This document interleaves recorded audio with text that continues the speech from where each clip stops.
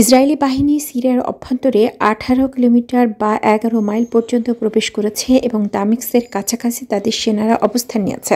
আল জাজিরার তথ্য মতে 10 ডিসেম্বর সিরিয়ার একাধিক সামরিক ঘাঁটিতে বিমান হামলা চালিয়েছে ইসরায়েলি বাহিনী। সিরিয়ার দক্ষিণাঞ্চলীয় কুইনেত্রা প্রদেশের কৌশলগত অঞ্চলগুলোতে ইসরায়েল সেনাবাহিনী নিজেদের দখলদারিত্ব বাড়িয়েছে। সিরিয়ার ভেতরে প্রায় 18 কিলোমিটার পর্যন্ত নিয়ন্ত্রণে রয়েছে ইসরায়েলি বাহিনী। সিরিয়ার সেনাবাহিনীর একাধিক ঘাঁটিতে হামলা চালানো হয়েছে। ইসরায়েলি সেনারা সিরিয়ার দক্ষিণাঞ্চলীয় কুইনেত্রা প্রদেশের বিভিন্ন কৌশলগত এলাকায় অগ্রসর হয়েছে এবং দামেস্কের কাছাকাছি পৌঁছেছে। ইসরায়েলি সেনারা হেরমনের পাহাড় সহ আশেপাশের গ্রাম ও শহরগুলোতে প্রবেশ করেছে। ইসরায়েলি কর্তৃপক্ষ দাবি করেছে তাদের এই পদক্ষেপ সাময়িক এবং এর উদ্দেশ্য হল অধিকৃত গোলান মালভূমি পাশের এলাকাগুলোকে নিরাপত্তা হুমকি থেকে রক্ষা করা। তবে সিরিয়ার একাধিক সূত্র জানিয়েছে যে ইসরায়েলি সেনারা কাতানা শহরে পৌঁছেছে, যা দামেস্ক বিমানবন্দর থেকে বেশ কাছাকাছি। ইসরায়েলি প্রতিরক্ষা বাহিনী দাবি করেছে তাদের সেনারা ডিমিলিটারাইজ জোনের বাইরে যায়নি। তবে সিরিয়ার গণমাধ্যম জানিয়েছে যে ইসরায়েলি যুদ্ধ বিমানগুলো রাজধানী দামেস্ক সহ দেশটির বিভিন্ন জায়গায় অন্তত